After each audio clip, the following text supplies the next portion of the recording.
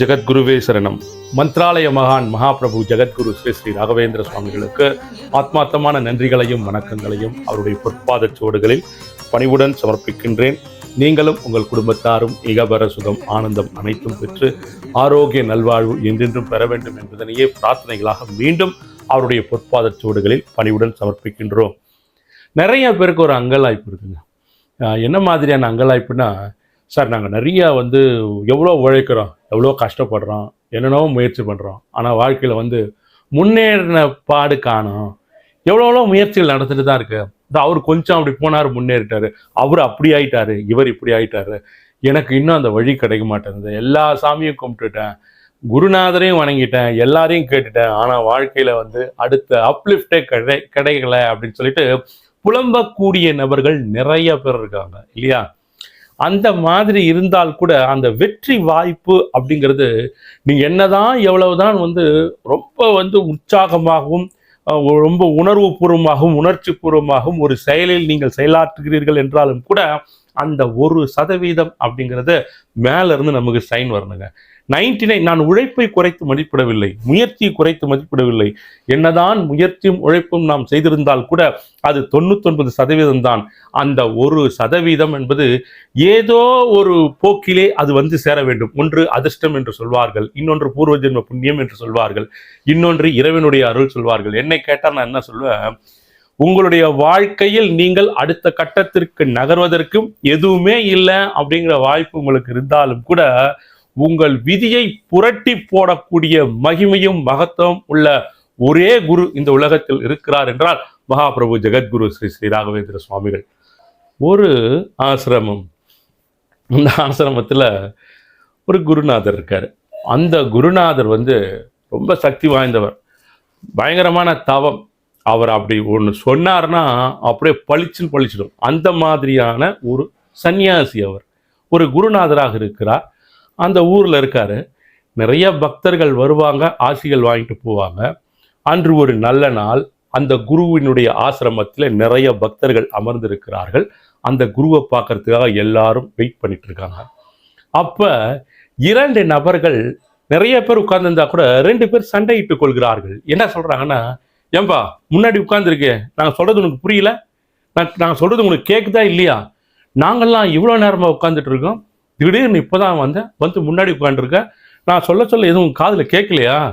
அட என்னையா இருந்தாலும் எத்தனை முறை சொல்றது, திரும்பி கூட மாட்டேங்கிறான் அப்படின்னு 2 பேர் பேசிட்டு இருக்காங்க. உடனே அந்த ஆசிரமத்தில் அந்த குருஜி இருக்கக்கூடிய அந்த அறையிலிருந்து அவருடைய அசிஸ்டன்ட் வெளில வர்றாரு. அவர் ஒரு சிஷ்யர். அவர் வெளியே என்னப்பா என்ன சத்தம் இங்கே அப்படின்னு கேட்குறாரு. இந்த பாருங்க சாமி, நாங்கள்லாம் காலையிலேருந்து உட்காந்துட்டு இருக்கோம், திடீர்னு இருந்தால் முன்னாடி உட்காந்துட்டு இருக்கோம், நாங்கள் எவ்வளோ பேசினாலும் என்ன சொல்கிறோன்னு காது கொடுத்து கேட்கவே மாட்டேங்கிறான், திரும்ப மாட்டேங்கிறான் சாமி, கல் மாதிரி உட்காந்துருக்கான் அங்கே அப்படின்னு இவங்க 2 பேர் சொல்கிறாங்க. உடனே அந்த சிஷ்யர் என்ன பண்ணுறாரு, அந்த முன்னாடி உட்கார்ந்து இருக்கக்கூடிய நபரை பார்க்கிறார். அட கற்கண்டு, அவர் பேர் கற்கண்டு கேசவன், அவர் பேரு கற்கண்டு கேசவா? இல்லை, அடடா இல்லைம்மா, கற்கண்டு ரொம்ப நல்ல மனுஷம்மா, அவருக்கு கொஞ்சம் காது மந்தம். முதல்ல நம்ம ஆசிரமத்துக்கு தான் செடி கொடி இதுக்கெல்லாம் தண்ணி கிண்ணி ஊற்றிட்டு பராமரிச்சுட்டு இருந்தான். இடையில கல் உடைக்கிற வேலை ஒன்று கிடைக்குது அப்படின்னு சொல்லிட்டு பக்கத்தில் ஒரு குவாரியில் போயிட்டு இந்த வேலைக்கு சேர்ந்தான். அங்கே ஏதோ வெடி சத்தம், ஏதோ ஒரு சின்ன ஒரு விபத்து நடந்து அதில் காது கேட்காம போச்சு. நீங்கள் ஒன்றும் தப்பாக நினச்சிக்காதீங்க, நான் சொல்கிறேன். கற்கண்டு கேக்குதா? என்ன சாமி அப்படின்றான். நீ இங்கே உட்கார, இப்போ போகக்கூடாது உள்ள, உனக்கு பின்னாடி 2 பேர் இருக்காங்க, அவங்க பார்த்த பிறகுதான் நீ சாமிஜி பார்க்கணும், சரியா? சரி சரி சரி சாமி சரி. பரிதாபமாக உட்கார்ந்து இருக்கிறார் கற்கண்டு கேசவன். இந்த 2 பேர் ஒருத்தராக போயிட்டு சுவாமிஜியை பார்த்துட்டு வராங்க. மக்கள் பார்த்துட்டு இருக்காங்க. கடைசியாக நம்ம கற்கண்டு கேசவன் அவருடைய டேர்ன் வரப்போகுது. அதற்கு முன்பாக இந்த சிஷ்யர் உள்ள போகிறார். குருஜி அப்படிங்கிறாரு. என்ன அப்படின்றாரு.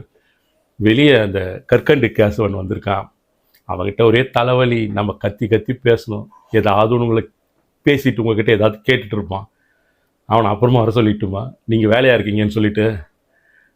சரியா குருஜின்னொன்னே குருநாதர் திரும்பி முறைக்கிறார் அந்த சிஷ்யரை பார்த்து. என்னடா சொல்கிற நீ, இந்த இடத்தில் என்னுடைய முயற்சியால் நான் இந்த இடத்துல வந்து உட்காரல. இவ்வளவு பேர் என்னை வந்து பார்த்துட்டு போகிறாங்க அப்படின்னா அந்த பகவான் எனக்கு இட்ட பிச்சை. அந்த பிச்சையில்தான் நான் இங்கு வரக்கூடிய மக்களுக்கு குருவாக காட்சியளித்து கொண்டிருக்கிறேன். எனக்கு முன்னால் பாரபட்சமே கிடையாது. என்னோட இவ்வளோ நாள் இருந்துட்டு என்னத்தை கற்றுட்ட? பாரபட்சம் பார்த்துருக்கேனா? ஏழை பணக்காரன் வித்தியாசத்தை பார்த்துருக்கேனா? உயர்ந்தவன் தாழ்ந்தவன் வித்தியாசத்தை பார்த்துருக்கேனா? எனக்கு எல்லாமே ஒன்று தான். ஞாபகம் வச்சுக்கோ, இன்னைக்கு சனி பெயர்ச்சி. இன்னைக்கு சனி பகவான் பெயர்ச்சியாக இருக்காரு. ஆண்டியாக இருந்தாலும் சரி, அரசனாக இருந்தாலும் சரி, நீ எவ்வளோ பெரிய ஆளாக இருந்தாலும் சரி, நீ செய்யக்கூடிய பாவ புண்ணியங்களின் கணக்கு அவர்கிட்ட இருக்கு. அதிலிருந்து தப்பிக்கவே முடியாது. தர்ம கர்மாதிபதி. கால நேரம் சூழ்நிலை வரும்பொழுது யாருக்குமே தெரியாது நம்ம தப்பிச்சிட்டோம், இந்த தவறு பண்ணோம், நன்றி மறந்தோம், உணர்வை இழந்தோம், கெடுத்தோம் அப்படின்ட்டு தகாத செயல்கள், எந்த செயல்கள் நீ செய்திருந்தாலும் உன்னுடைய ஃபைலை மொத்தமாக எடுத்து அந்த குறிப்பிட்ட காலகட்டம் வரும்போது டிக்கடிச்சு அதற்குண்டான பலாபலன்களை கொடுத்துட்டு இருப்பாரு. அது மட்டும் கிடையாது, நீ ஒரு நல்லது பண்ணுனா எப்படி 10 மடங்கு அதிகமாக தராரோ, ஒரு கெட்டது பண்ணாலும் அந்த மாதிரி தான் பண்ணுறாரு. பயந்துடாத. ஏன் என்னை பார்த்து பயந்து பார்க்குற? நீ நல்லது செய். அவர் நீதிமான். எப்போ நம்ம சரியாக இருக்கணும், பகவானுடைய பிரதிநிதியாக இருக்கணும். நம்ம நிச்சயம் நல்லது செய்யணும். கற்கண்ட வர சொல் அப்படின்னு இந்த குருஜி சொல்கிறாருங்க. சிஷ்யனுக்கு ஒன்றுமே புரியல. அட என்னடா இந்த குருஜி உட்காந்து கிளாஸ் எடுத்துட்டாரு, நமக்கு தலைவலியாக போச்சுட்டு வெளில வந்து கதவை தந்து வெளியில் வந்து கற்கண்டே உள்ள கூப்பிடுறாருப்பா, எழுந்துருவா அப்படின்னு கற்கண்டு எழுந்து உள்ள வந்து நேராக போயிட்டு சுவாமிக்கு முன்னால் விழுறார். அந்த குருஜி முன்னால், குருஜி வணக்கம் குருஜி அப்படின்னா. வா கற்கண்டே, சௌக்கியமாக இருக்கியா? அப்படிங்கிறாரு. அந்த சிஷ்யர் சௌக்கியமாக இருக்கான்னு கேட்குறாரு. சுவாமிஜி கேட்குதா? நல்லா இருக்கு சுவாமி, நல்லா இருக்கு. ஏன் அழற? இல்லை சுவாமிஜி, வாழ்க்கையில் ஏன் அழறன்றதை மட்டும் கேட்டுருச்சு. யாருக்கு? கற்கண்டுக்கு. ஏன் அழற? ஏன்னா இவர் கண்களில் கண்ணீர் குளம் போல நின்று கொண்டு இருக்கிறது. அப்போ கேட்குறாரு சுவாமிஜி, குருஜி கேட்குறாரு, ஏன் அழற அப்படிங்கிறாரு. இல்லை சுவாமிஜி, நான் அழலை.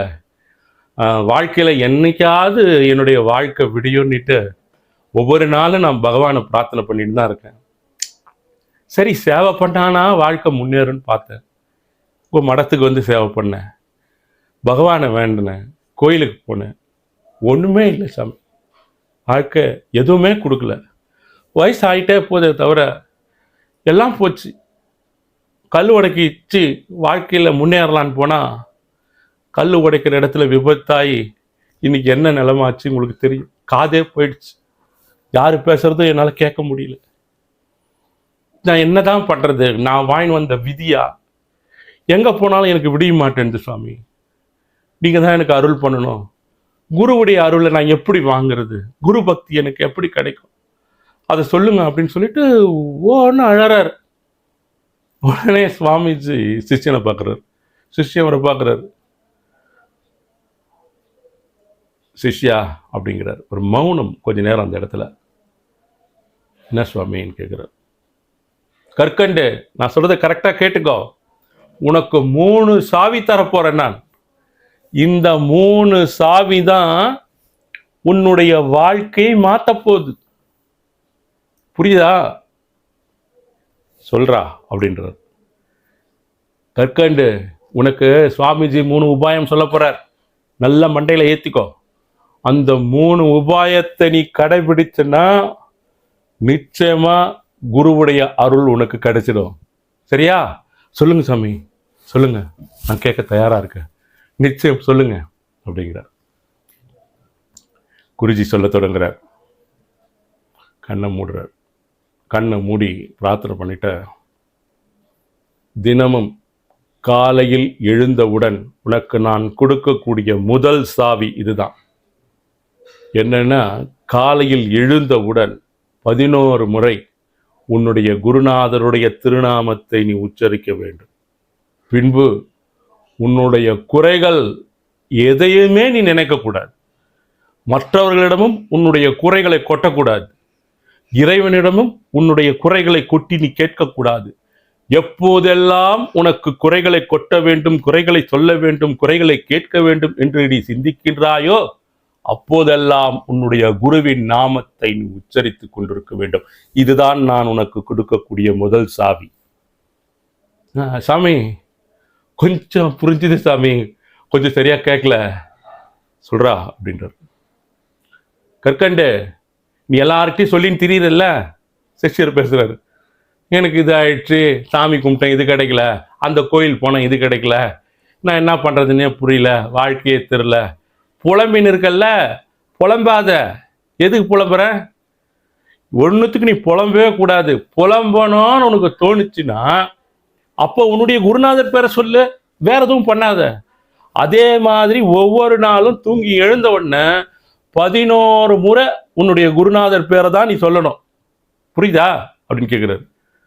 புரியுதான்னு புரியுது சாமி, புரியுது புரியுது, ஒன்று புரிஞ்சிருச்சு, எனக்கு புரிஞ்சிருச்சு. இனிமேல் நான் என் குறையே சொல்ல மாட்டேன் யாருக்கிட்டையும். எப்பெல்லாம் குறை சொல்லணும்னு நினைக்கிறேனோ அப்பெல்லாம் நான் என்னுடைய குருநாதர் பேரை நான் சொல்கிறேன் அப்படின்னு சொல்கிறார். அடுத்து உனக்கு மொத்தம் 3 சாவி கொடுக்க போகிறேன். ஒன்று வாக்கு, இன்னொன்று மனம், இன்னொன்று செயல். வாக்குன்ற சாவியை நான் உனக்கு சொல்லியாச்சு. அடுத்தபடியாக மனம். அந்த சாவி என்னன்னா, ஒவ்வொரு நாளும் உனக்கு கிடைக்கக்கூடிய வேலை எந்த வேலையாக இருந்தாலும் சரி, நீ செய்யக்கூடிய வேலை எந்த வேலையாக இருந்தாலும் சரி, உனது குருவால் உனக்கு அளிக்கப்பட்ட பணியாக நீ ஏற்றுக்கொண்டு செய்ய வேண்டும். எந்த வேலையாக இருந்தாலும், எந்த செயலாக இருந்தாலும் நீ நிச்சயம் இந்த செயல், இந்த பணி அப்படிங்கிறது எனக்கு என்னுடைய குருவால் எனக்கு கொடுக்கப்பட்டது, என்னுடைய குரு என்னுடைய செயலை பார்த்து கொண்டிருக்கிறார் அப்படிங்கிற எண்ணத்தோட நீ அந்த செயலை செய்ய வேண்டும் அப்படின்னு சொல்றார். மறுபடியும் ஒரு டிரான்ஸ்லேட் பண்றாரு. கற்கண்டு உனக்கு ஒவ்வொரு நாளும் வேலை கிடைக்குது இல்ல, நீ எந்த வேலை செஞ்சாலும் சரி, வீட்டு வேலை செஞ்சாலும் சரி, வெளியில போயிட்டு உன்னுடைய தொழில் செய்தாலும் சரி, கல் உடைச்சாலும் சரி, பெரிய ஆபீஸ்ல உட்காந்து எழுதினாலும் சரி, இந்த வேலை உன்னுடைய குருவால உனக்கு கொடுக்கப்பட்டிருக்கு அப்படின்னு நினைச்சு அந்த வேலையை நீ செய்யணும். ரொம்ப சரியா செய்யணும். நீ குருவால உனக்கு அந்த வேலை கிடைச்சிருக்கு நீ நினைச்ச உடனே நிச்சயமா உனக்கு அதில் எந்த விதமான தப்பும் தவறுமே வராது. நீ ரொம்ப சரியா செய்வ. அதன் மூலமா உனக்கு மிகப்பெரிய ஏற்றங்களும் மாற்றங்களும் கிடைக்கும். போது நிறுத்து அப்படின்றார் குரு. ரொம்ப ஓவரா பேசுற நீ, நான் சொன்னது கொஞ்சம் போது நிறுத்துன்னு தான் சொல்றாரு. நிறுத்தின உடனே சரி குருவேன்னு சொல்லிட்டு 2 சொல்லியிருக்கேன், உனக்கு 3வது சாவி தரப்போறேன். 3வது சாவி செயல். கற்கண்டு ஒவ்வொரு நாளும் இரவு உன்னுடைய படுக்கைக்கு நீ போகும்போது அன்று நடந்த கசப்பான விஷயங்களை நினைத்து ஒரு காகிதத்தில் வைத்து கசக்கி தூக்கி எறிந்து விட வேண்டும் கற்பனையில். புரிகிறதா அப்படின்னு கேட்கிறார். என்ன சாமி சொல்றீங்க அப்படிங்கிறார். மறுபடியும் அவர் காது கேட்கல, அவருக்கு என்ன சாமி சொல்றீங்க அப்படிங்கிறார். உடனே சிஸ்டர் எக்ஸ்பிளைன் பண்றாரு. கற்கண்ட வெளியில போவல்ல, எங்கெங்கயோ பார்ப்ப, உன் முதலாளி திட்டுவாரு, இல்லை உன் கூட இருக்கிறவங்க காலை வாருவான், இல்லை நம்பிக்கை துரோகம் பண்ணுவான், இல்லை ஐயா ஐயா சார் சார்ன்னு சொல்லிட்டு உன்னை உங்ககிட்ட இருக்கிறதெல்லாம் உன்னை யூட்டிலைஸ் பண்ணிக்குவாங்க, உன்னை பயன்படுத்தி கொள்வார்கள். நீ அதெல்லாம் எதுவுமே யோசிக்கக்கூடாது. எது எப்படி நடந்தாலும் அன்றைய நிகழ்ச்சி, நடந்த நிகழ்ச்சியை மொத்தமா யோசிச்சுட்டு ஒரு பேப்பர்ல எழுதின நிகழ்ச்சியா நினைச்சு மொத்தமாக கசக்கி தூக்கி குப்பையில் எறிஞ்சிடணும். அது ஞாபகத்தில் வச்சுக்கூடாது. புரிஞ்சுதா அப்படிங்கிறார். புரிஞ்சிடுச்சு சாமி, புரிஞ்சிடுச்சு. நீங்க கொடுத்த அந்த 3 சாவியும் நான் நிச்சயமா என்னுடைய வாழ்க்கையில நான் அதை பயன்படுத்தி என்னுடைய வாழ்க்கையில் நான் கண்டிப்பா முன்னுக்கு வர சாமி, உங்க ஆசீர்வாதம் அப்படின்னு சொல்லிட்டு அவர்கிட்ட காலில் விழுந்து ஆசீர்வாதம் வாங்கிட்டு போயிடுறார். குருராஜருடைய கருணை அருள் ஆசிகள் அப்படிங்கிறது நாம் செய்யக்கூடிய ஒவ்வொரு செயல்கள் மூலமாக அவர்கிட்ட இருந்து நேற்று நம்ம சொன்ன அந்த ஃப்ரீக்குவன்சி, அந்த அருள் அனுகிரகங்கள் அப்படிங்கிறது நம்மளை தேடி தேடி வந்துட்டே இருக்குங்க. தேடி வரும். உங்களுக்கு உண்டான பாதைகள் அதுவாக திறந்து கொண்டிருக்கும். நீங்கள் அதை பெறுவதற்கு உண்டான மிகச் சரியான தகுதியுடைய நபராக உங்களை நீங்கள் தொடர்ந்து செதுக்கி கொண்டிருக்கும் பொழுது உங்களது தேவைகள் எல்லாம் நீங்கள் எதிர்பார்க்காவிட்டாலும் அவை உங்களுக்கு முன்பாக வந்து நிற்கும். இது சத்தியம், இது உண்மை, இது நிச்சயம். இது மற்றவர்களுடைய அளவுகோலுக்காக நாம் வாழ்வது கிடையாது. அவர் ஒரு அளவீடு வச்சுட்டு என்னை பார்த்து இவர் நல்லவர் அப்படின்னு சொல்லணும், இன்னொருத்தர் பார்த்து இவர் வல்லவர்னு சொல்லணும், இன்னொருத்தர் அவன் பெரிய புத்திசாலிப்பான்னு சொல்லணும், இன்னொருத்தர் அவர் ஒன்றும் தெரியாது பாவம்பான்னு சொல்லணும்னு சொல்லிட்டு மற்றவர்களுடைய அளவீடுகளுக்கு அந்த ஸ்கேலுக்கு நீங்கள் ஆள் கிடையாது. ஞாபகம் வைத்துக் கொள்ளுங்கள், இந்த உலகத்தில் எத்தனை மனிதர்கள் வாழ்கிறார்களோ அத்தனை உலகங்கள் இருக்கிறது. அவரவர்களுடைய சௌகரியங்களுக்கு தகுந்தாற்போல் உங்களை எடை போட்டுக் கொள்வார்கள். நாம் மிக சரியான நபராக இருக்க வேண்டிய ஒரே இடம் எதுன்னு கேட்டா குருராஜருடைய நீதிமன்றம், குருராஜருடைய கடைக்கண் பார்வை. அவருக்கு தெரியும் எல்லாம். நீ யார், ஏன் இதை செய்து கொண்டிருக்கிறாய், இதற்கு முன்னால் என்ன செய்தாய், இதற்கு பின்னால் என்ன செய்வாய், யாரெல்லாம் உன்னிடம் ஆட்கொண்டிருக்கிறார்கள், நீ யாரிடம் பேசிக் கொண்டிருக்கிறாய், நீ யாரிடம் பழகி கொண்டிருக்கிறாய், யார் உன்னை வந்து உயிருக்கு உயிராக நேசித்துக் கொண்டிருக்கிறார்கள்.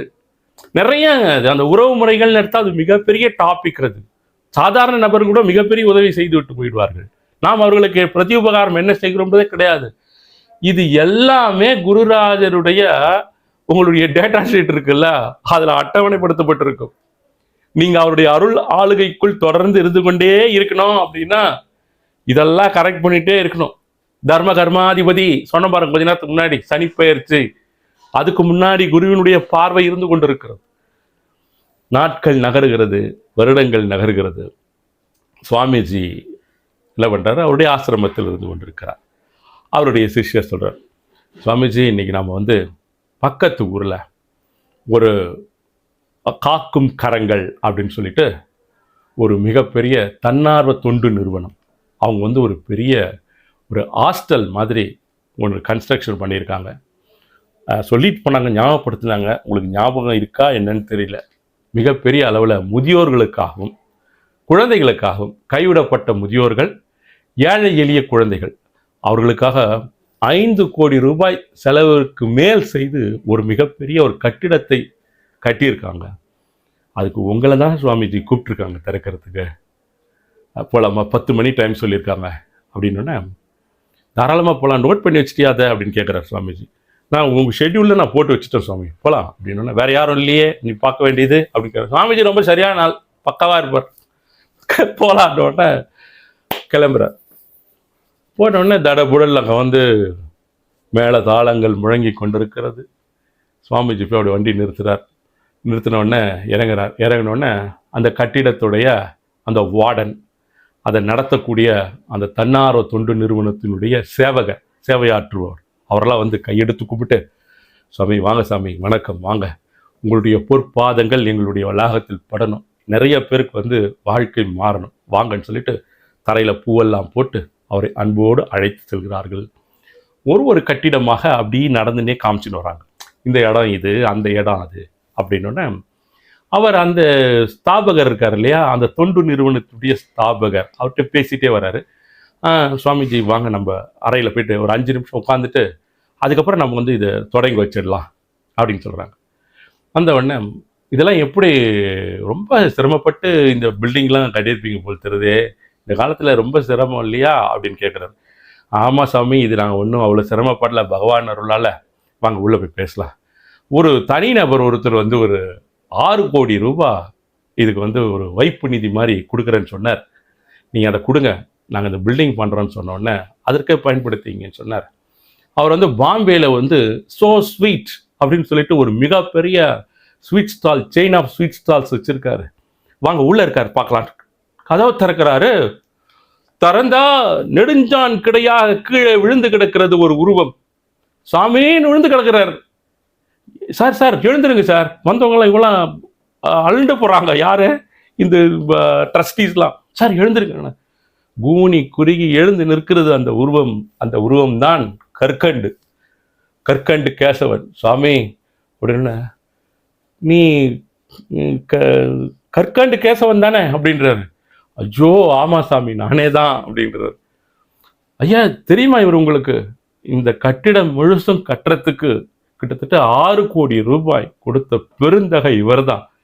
மிகப்பெரிய இனிப்பகம் வச்சிருக்காரு பாம்பேல, செயின் ஆஃப் ஸ்வீட் ஸ்டால்ஸ் வச்சிருக்காரு. கற்கண்டு எனக்கு ரொம்ப மகிழ்ச்சியா இருக்கு உன்னை பார்க்கும் போதுன்றார் சாமி. ஆமா சுவாமிஜி, உங்களுடைய அருளால நீங்க சொன்னதையே என்னுடைய வாழ்க்கையின் வேத வாக்கா எடுத்துட்டு நான் ஒரு சின்ன ஸ்வீட் ஸ்டால் வேலைக்காக நான் போனேன் பாம்பேக்கு. அந்த காலம், நேரம், சூழ்நிலை, என்னுடைய உழைப்பு, நீங்கள் சொன்ன அந்த தாரக மந்திரம், இதெல்லாம் கடந்து போயிட்டு அந்த ஸ்வீட் ஸ்டால் ஓனர் ஒரு காலகட்டத்தில் என்னுடைய உழைப்பை பார்த்துட்டு இந்த கடையை நீயே நடத்து அப்படின்ட்டார். அவங்களுக்கு பிள்ளைகளும் கிடையாது. அதுக்கப்புறம் அவருடைய எல்லா நிறுவனத்திற்கும் முதலாளியாக நான் மாறி பல்வேறு விதமான சேவைகளை செஞ்சிட்ருக்கேன். நான் இன்றைக்கே உங்களை பார்க்க வரலான்னு நினச்சேன். நான் பாம்பேயில் இருந்தேன். இங்கே வந்துட்டு இந்த நிகழ்ச்சி முடிஞ்ச பிறகு உங்களை பார்க்க வரலான்னு நினச்சேன். இங்கே வந்த பிறகு தான் சொன்னாங்க நீங்கள் வரீங்கன்னுட்டு. என் மகிழ்ச்சிக்கு அளவே இல்லைன்னு சொல்லிட்டு காலில் விழுந்து கும்பிடுறாருங்க. அவ்வளோதான். வாழ்த்துக்கள், ஆசிகள் சுவாமிஜி கொடுத்துட்றாரு. That's all.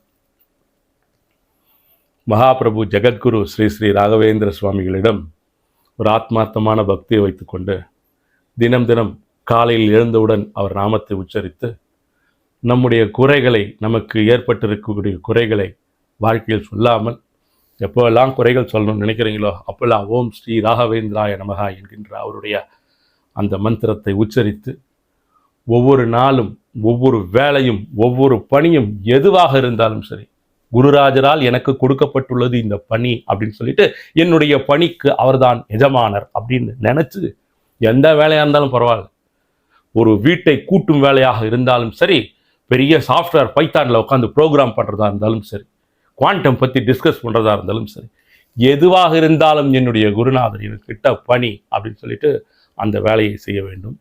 ஒவ்வொரு நாள் இரவும் உங்களுக்கு நடந்த கசப்பான விஷயங்கள் எதுவாக இருந்தாலும் அதை ஒரு பேப்பரில் வைத்து மடித்து துவைத்து வெளியே விட்டு எறிந்து விட வேண்டும். That's all. ஒவ்வொரு நாளும் உங்களுக்கு வெற்றி தான். மகாபிரபு ஜெகத்குரு ஸ்ரீ ஸ்ரீ ராகவேந்திர சுவாமிகள் அருள் ஆசிகள் உங்களுக்கு கிடைக்கப்பெற்று நீங்களும் இந்த வாழ்வின் மிகப்பெரிய உங்களுடைய ஃபுட் பிரிண்ட்ஸை இந்த பூமி வந்து விட்டு சென்றீர்கள். அடுத்த பதிவில் சந்திப்போம். ஜெகத்குருவே சரணம். திருமுடி தாமரை ராகவேந்திர முகாரவிந்தம் திருமுக தாமரை ராகவேந்திர ஸ்ரீ ராகவேந்திர முகாரவிந்தம்